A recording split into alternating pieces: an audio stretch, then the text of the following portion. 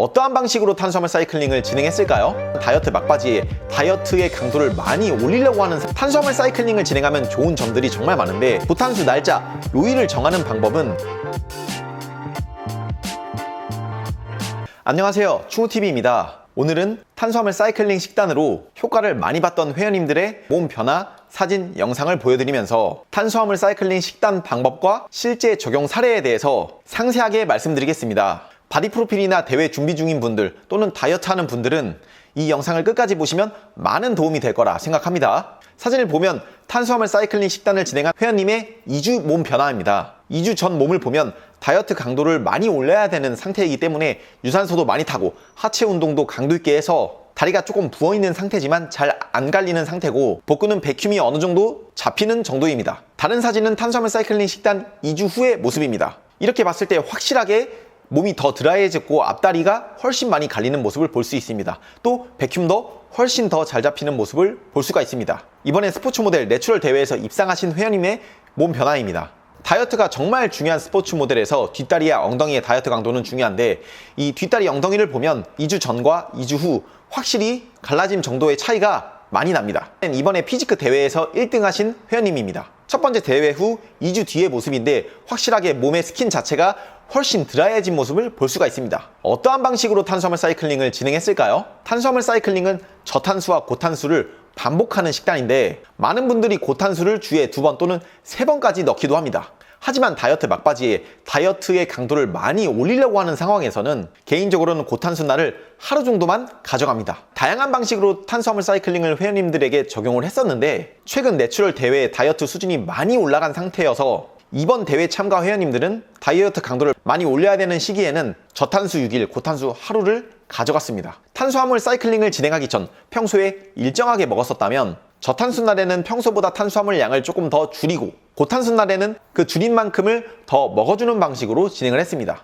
예를 들어서 탄수화물로만 봤을 때 하루에 쌀밥을 400g씩 먹는다면 7일이면 2800g의 쌀밥을 먹게 됩니다. 이걸 저탄수 날 300으로 줄이면 6일 동안 1800g의 쌀밥을 먹게 되고, 나머지 하루 동안 1kg를 먹으면 동일하게 2800g의 쌀밥을 먹게 됩니다. 총 양만 잘 맞춰서 고탄수 날을 하루를 가져가든 이틀을 가져가든 본인의 스타일에 맞게 진행하면 됩니다.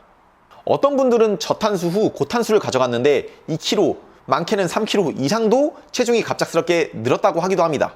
개인적으로 이거는 좋은 현상은 아니라고 생각합니다. 저탄수 플러스 강도 있는 운동으로 완전히 몸을 고갈시킨 상태에서는 고탄수 날 깔끔한 탄수화물을 평소보다 좀 더 많이 먹더라도 몸은 이미 많이 방전이 되어 있는 상태이기 때문에 에너지원들을 지방으로 보내려고 하기보다는 최대한 효율적으로 에너지를 사용하려고 합니다. 그래서 실제로 고탄수 후 회원님들의 몸무게를 체크를 하면 0.5, 정말 많게는 1.5 이상은 늘지 않습니다. 하지만 컨디션이 막 좋아지기보다 2kg에서 3kg 이상 는다고 한다면 저칼로리, 저탄수 식단에서 몸을 완전히 고갈시키지 않았거나 고탄수 때 너무 많은 양을 먹었을 가능성이 있습니다. 또는 고탄수 때 나트륨의 양을 갑자기 많이 올렸을 가능성도 있습니다. 그러한 상태에서는 저탄수 때 식단의 양을 더 줄이거나 아니면 운동의 강도를 높이는 방법, 또는 고탄수 때 너무 과하게 먹지 않는 방식으로 바꾸는 것을 추천드립니다. 또 나트륨을 너무 과하게 먹지 않았는지 나트륨의 양도 체크하는 것을 추천드립니다.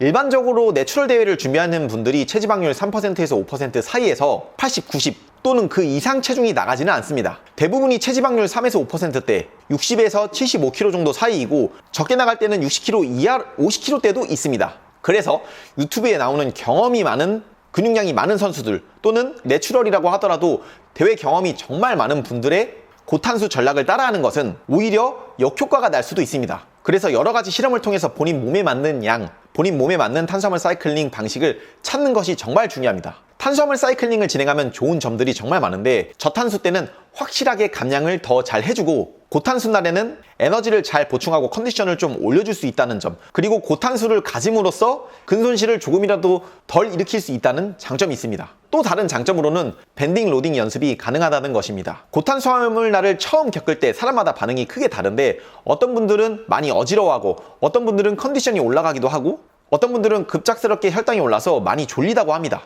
이러한 경험 없이 대회날 갑작스럽게 고탄수화물을 경험하게 되면 오히려 컨디션이 떨어지는 분들도 있을 수가 있습니다. 하지만 탄수화물 사이클링을 통해서 몸에 대해 이해를 하고 고탄수를 적응한 후 밴딩 로딩을 진행하면 훨씬 더 적응을 잘하고 좋은 효과를 낼 수 있을 거라 생각합니다. 보탄수 날짜, 요일을 정하는 방법은 우선 하루를 할지 이틀을 할지 정합니다. 하루를 하는 방법으로 말씀드리면 대회 날이 토요일이라고 하면 항상 고탄수 날을 그 전날인 금요일 날 가져갑니다. 바디 프로필을 준비하는 분들은 바디 프로필 촬영 날짜 전날을 항상 고탄수 날로 가져가는 것도 좋은 방법이라고 생각을 합니다.